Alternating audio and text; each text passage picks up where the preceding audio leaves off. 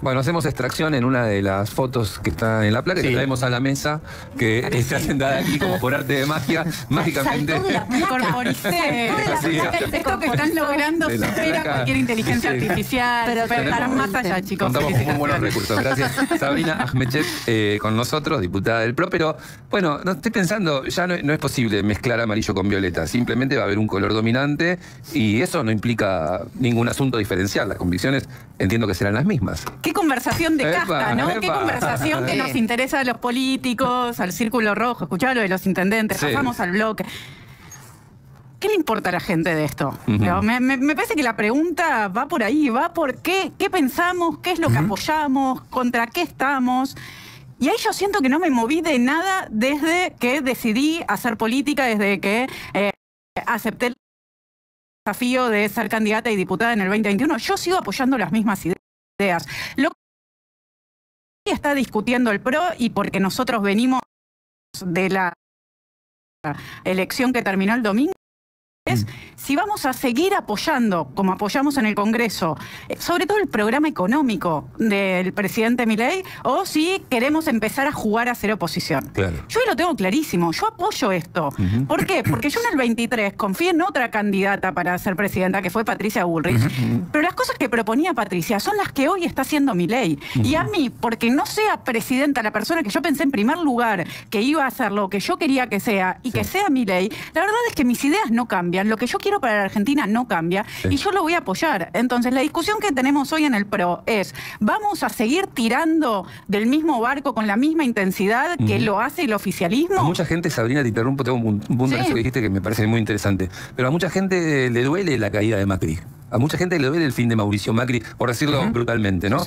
Hay mucha gente que veía en Macri a alguien en quien referenciarse y no en Milei. Y sin embargo ahora las cartas están jugadas. Lo entiendo, pero de nuevo, a ver, estamos hablando de partidos, estamos hablando de líderes, en este caso del presidente del partido.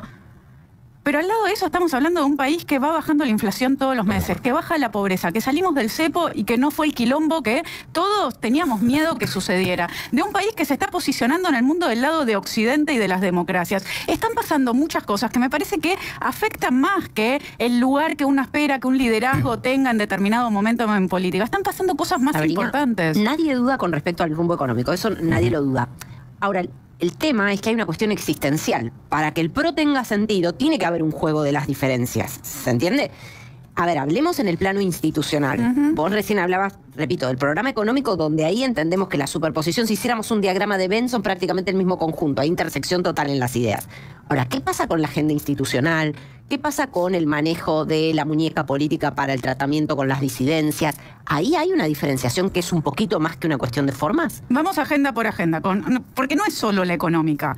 Con la agenda de seguridad yo estoy plenamente de acuerdo, y no solamente yo, que en la ciudad de Buenos Aires podamos transitar y que no haya piquetes, me parece que es algo que apoyamos todos. Con otra agenda que no es la persona en la que yo me referencio, ni siquiera la conozco personalmente, la saludé un par de veces, como que es de Peto Velo. La verdad es que a mí me parece increíble lo que está haciendo este gobierno en lo que es desarrollo de capital humano, en lo que es la administración y gerenciamiento de la pobreza, habiendo roto el sistema en donde lo único que se beneficiaban eran los gerenciadores y no quienes más lo necesitaban. Hay muchas cosas. Vos ponés el punto sobre lo institucional. Una de las experiencias que a mí más me marcaron en estos 3 años y pico en el Congreso es cómo hay gente que trabaja todos los días, desde que se levanta hasta que se va a dormir, para que caiga el gobierno, para que salgan mal las cosas. Entonces, por supuesto que yo creo que el gobierno tiene que estar en permanente diálogo con el Congreso, y hay muchas cosas que tal vez se tuvieron que hacer por decreto que yo hubiera preferido que se hicieran por ley.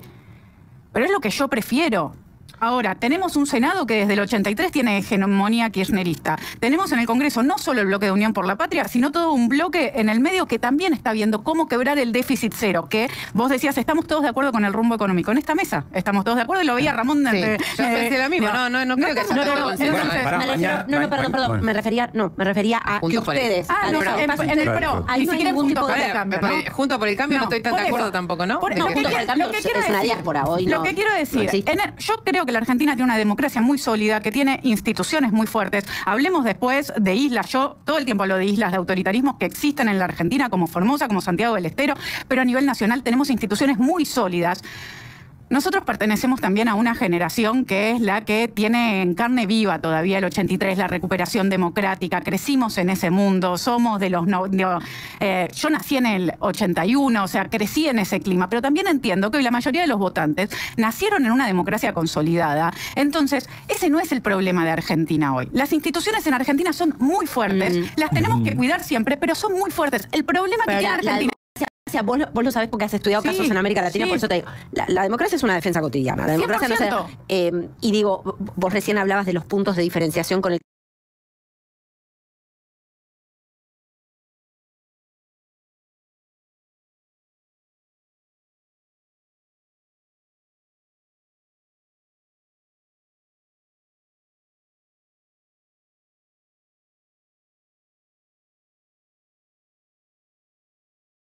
con el kirchnerismo, y vos hablabas de estos espacios que han trabajado para voltear al gobierno, para que el gobierno le salgan las cosas mal. Es muy evidente y se nota, coincido en que están esos sectores. También es cierto que este es un gobierno que propuso para la Corte a alguien que era verosímil que lo hubiera propuesto el kirchnerismo, ¿no? Vos sabés perfectamente mi compromiso con las democracias y mi lucha contra los autoritarismos en la región y en todas partes. La realidad es que yo no veo ningún tipo de crisis a las instituciones o a la democracia en Argentina. No la veo. Lo que sí veo es que nosotros tenemos un problema económico que arrastramos hace muchísimo tiempo y acá es donde está el punto. Yo creo que es una cuestión de tiempos. A mí me parece que hoy lo que tenemos que hacer en el PRO es acompañar.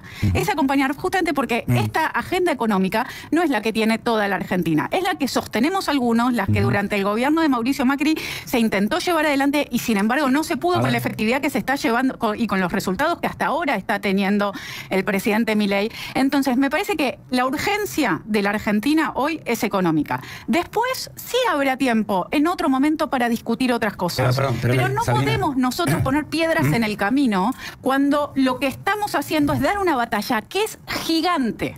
La discusión electoral, ayer tuvo María Eugenia Vidal acá, y cuando le preguntaban por Patricia Bullrich, ella habla de un travestismo político. Digo, más allá de apoyar al presidente, la discusión es, hey, se van a ir del PRO y se pintan de violeta. La frase de Vidal fue, no creo en el travestismo político. Bullrich pasó por 7 partidos, dudo que haya 7 partidos que piensen igual. Para mí la coherencia es un valor. Entonces lo que está planteando un sector del PRO es, ok, entraron con la boleta del PRO, se van a pintar de violeta. Esa es la discusión. Hay un libro... ¿Hay un travestismo político o no? Hay un libro de los primeros 2000 que escribió Patricia Bullrich, que lo leí hace unos meses y que me llamaba la atención, porque todas las ideas que hoy está planteando Patricia estaban presentes en ese libro. Para mí el travestismo político o de cualquier tipo es ir en contra de lo que uno piensa. Es decir, un día una cosa y otro día otra.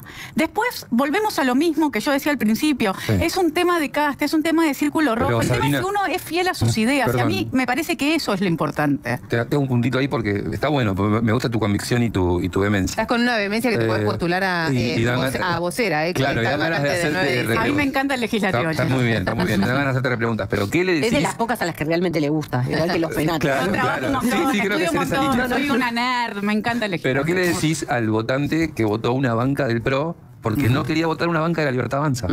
Yo digo, hay un punto ahí, hay que vos, es una discusión de mesa de casta, sí, pero también está la gente escuchando que votó una banca del PRO porque no quería votar una banca de la Libertad Avanza. En principio lo que quiero preguntarle a todas esas personas, y no lo hago hipotético porque es una práctica que tenemos, es ¿cuáles son las ideas que votaron? No, de nuevo, porque hay algo muy siglo XX. Yo voto a este partido, me agarro de este partido, de esta fuerza. Pensemos en una lógica política que... es elástica, No, perdón, pero además hay una lógica de interpretación de a qué votó esa persona. ¿A mí en la lista me puso Patricia Bullrich, quiero decirlo así. Claro. Digo, si uno busca a Sabrina Crescente en presentación, diputada nacional, en todos los titulares de cualquier diario, de cualquier medio, me puso Patricia Bullrich. En la lista del PRO, por supuesto. Pero... ¿en dónde está ahí el conflicto? ¿Hay algo que yo haya planteado en la campaña del 21 que hoy esté diciendo, no, la verdad, nada que ver? No, hay una continuidad total. Entonces me parece que lo que nosotros tenemos que valorar y que lo que la ciudadanía está valorando es esa coherencia, esa autenticidad, que no significa haberte casado con una estructura. Porque un partido es eso, ¿no? Es una estructura. Sí, claro. Esa es la crisis de las estructuras. Lo que me parece que está un poco en discusión es, ¿y dónde está el votante hoy que votó esa banca del PRO? Y mirá el resultado de la elección. Hubo mucha calentura. Esto la verdad lo recojo de votantes del PRO. Mucha calentura cuando cayó ficha limpia. ¿Entendés? Diciendo, el gobierno volteó ficha limpia, vuelvo a Macri. Estuve viendo los resultados, por lo que decía recién Cecilia, estuve viendo los resultados por comuna del domingo. Y la verdad es que lo que perdió el PRO fue la Libertad Avanza. Entonces también es una pregunta de qué está pasando, porque si no se pone pero con ese nivel de apatía también habría que reflexionar si no cayó en la apatía. Sí, yo lo que creo, y hablemoslo en octubre, lo pongo como signo de pregunta porque a mí la apatía política cuando se da me preocupa mucho. Sí. Yo no sé si esto es, sinceramente hoy, estoy dispuesta a continuar este diálogo en octubre. Claro. Yo no sé si esto es apatía política o la pésima decisión de un estratega político que decidió desdoblar las elecciones, que decidió que por primera vez los porteños vayan a las urnas a votar legisladores solamente, porque nunca lo habían hecho. Los legisladores siempre habían sido votados junto a jefe de gobierno o junto a elecciones nacionales. Entonces me parece que necesitamos más datos para saber si es apatía. Lo que sí estoy segura, porque esto lo recibí durante todos estos meses, es que a nuestro electorado que nos peleemos con la Libertad Avanza, los del PRO, le cae tan mal como le caía que se peleara Horacio con Patricia en la interna de Juntos por el Cambio. Una última cortita, porque cuando hablabas del plan económico, mi duda entra en, la semana pasada lo hablábamos con la agencia de discapacidad, con los que estaban haciendo el servicio de discapacidad, que decían, no nos actualizan el valor. Mañana en el Congreso se va a discutir entre los 11 proyectos, temas jubilados, uno es, el bono de 70.000 pesos está congelado hace un año. Entonces, más allá del rumbo económico, ¿no hay puntos donde digan, si hay superávit, podemos pedirle al plan económico de Caputo, quizás al jubilado le podemos actualizar el bono? Si hay saneamiento de las cuentas, yo pido mucho más. Yo no pido actualizar un bono. Yo lo que pido es, ¿estamos saneando esto, la macro? Bueno, entonces sentémonos a discutir de forma seria qué es lo que está pasando con las jubilaciones. Hagamos una... ¿Y qué haces en el corto plazo? Hagamos un estudio, hagámoslo rápido, digo, si las cuentas están saneadas y la intención no es de política, de perforar ese déficit cero, y la realidad es que se quiere distribuir bien aquello que hay, bueno, sentémonos, estudiémoslo rápido. No estoy diciendo hagamos la comisión de la comisión de la comisión para patear el tema. Estudiémoslo y hagamos una reforma integral. Nosotros en temas previsionales tenemos que discutir muchísimo, porque la verdad es que la Argentina estamos en campaña y hasta octubre no se mueve un papel. Está todo bastante trabado. En el cortísimo plazo hay un bono que todos los meses le llega un jubilado y el sueldo de la política y por suerte de los periodistas se va actualizando, los periodistas quizá menos que la política, pero el bono del jubilado está ahí, clavado en 70 lucas. Yo creo, es una migaja. Por supuesto, y las 70 lucas creo que vas a coincidir, es poco respecto a lo que merecen. Entonces, me parece que lo que nosotros necesitamos hacer en serio es ver quiénes tienen que tener PUAM, cuántos años tuvieron de aportes cada uno, porque la verdad pero es que mientras tanto actualizar y darle algo más. Se está cagando de hambre, Julián, de nuevo vamos, por supuesto que lo sé. Digo, entonces... los políticos, creo que son muy pocos los que viven en una burbuja de cristal, entonces también propongo que nos dejen de tratar como si viviéramos en una burbuja de cristal, porque vamos al supermercado, mando a mi hija a la escuela, pago todas las cuentas de mi casa, sé perfectamente cómo vive. Y vos sabés que 70.000 pesos es poco.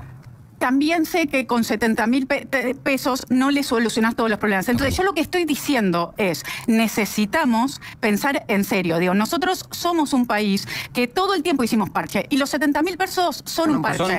Entonces, yo lo que te estoy diciendo es rediscutamos cómo son las cosas, cuántos años de aporte dio cada uno, porque no puede recibir lo mismo el que nunca aportó nada que el que no llegó con todos sus aportes para tener la jubilación, pero que sí aportó durante 22 años. Tenemos que reconocer eso, o si no es un sistema súper injusto.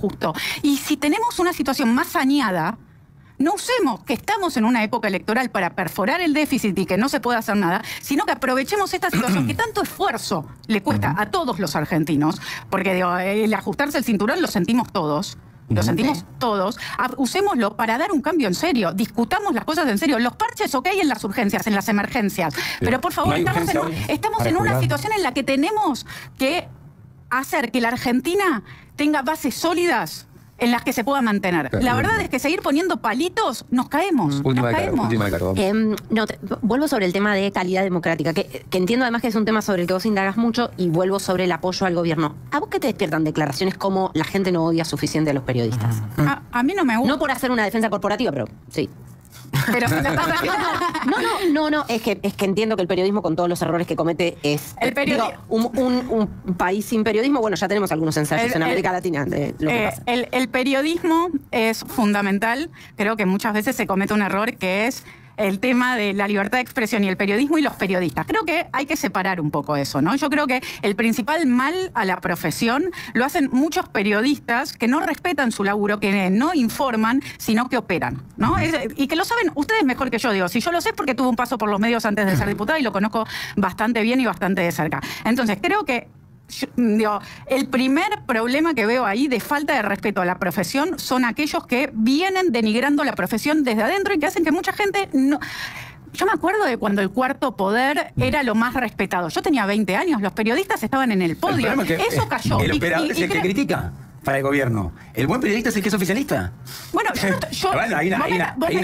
Es central lo que dice Ramón, porque... Hay una línea clara. Vos me estás preguntando a mí, yo no creo que el buen periodista sea el que critica o el que halaga. No, yo creo que el buen periodista es el que informa. Y que se informa poco, que el periodismo tiene una crisis enorme a nivel mundial y a nivel nacional, y que el periodismo de investigación lamentablemente es casi algo que ya no existe. Hay un montón de cosas sobre el periodismo que a mí me parece importante discutir. Lo que quiero decir es, no es lo mismo un periodista X, no voy a poder hacer nombre y apellido, que la libertad de expresión. Vos me decís a mí, hay que respetar la libertad de expresión. ¿Por qué? No por los periodistas, por los ciudadanos. Porque si la libertad de expresión es un derecho humano, es por el derecho que tenemos los ciudadanos a estar informados. Ese es el punto de la libertad de expresión. Los periodistas, ustedes, son el medio que ayudan a que eso suceda. Y por eso merecen el respeto absoluto cuando hacen bien su trabajo. Muy bien, Sabrina, gracias, porque tenés una vehemencia. Nos despertó todos. El resto me conocía, claro, vos ya me estás conociendo. Estoy acostumbrado a hablarte por radio, o sea, en 2 entrevistas lo sumo por radio, pero es la primera vez que te entrevisto. Soy impactante. Se va con ese título.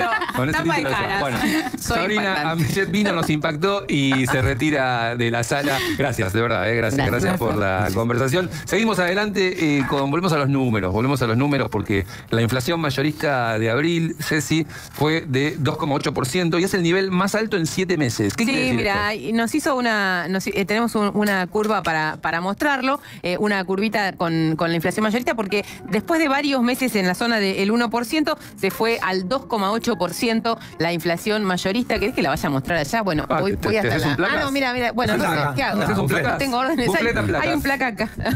Sí, hice desorden sobre todo. Está Pero bien, bueno, acá tenés el recorrido de el último año y medio de la inflación mayorista, y fíjate cómo venía muy abajo, siempre por abajo de la inflación minorista, en la zona del 1%. Es un número, el empezar con 1 es algo que ya le pasa a la inflación mayorista hace varios meses. Estuvo incluso abajo de 1, el gobierno celebró mucho este diciembre de 0,8%. Es siempre un poco un adelanto de lo que va a pasar con los precios minoristas, y el 2,8% ayer de abril sonó como una alarma. Está influido por un dato central, que es la expectativa de devaluación y de salida del cepo. Porque lo que este 2,8 se compone por un 2,6 de los precios internos y un 6% de los precios importados. Así que en esa discusión sobre el traslado a precios y demás, hubo un impacto fuerte en el precio mayorista, donde se refleja inmediatamente la corrección del dólar. El dólar oficial para el importador cambió, saltó entre un 6 y un 8%, un 10%, depende del día en el que mires la cotización, se vio reflejado ahí. ¿Cómo está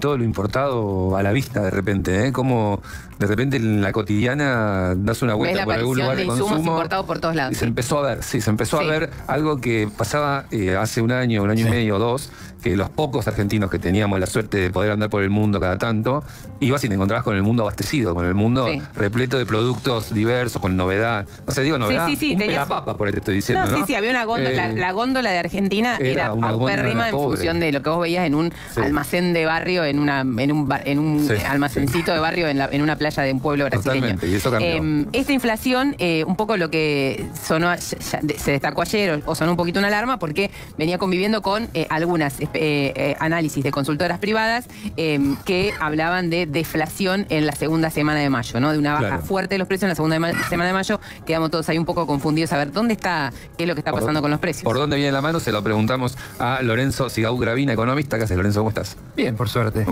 Bueno, el primer punto, la inflación mayorista refleja sobre todo bienes. Claro. Cuando vas al IPC, precios minoristas, ahí ya tenés servicios públicos,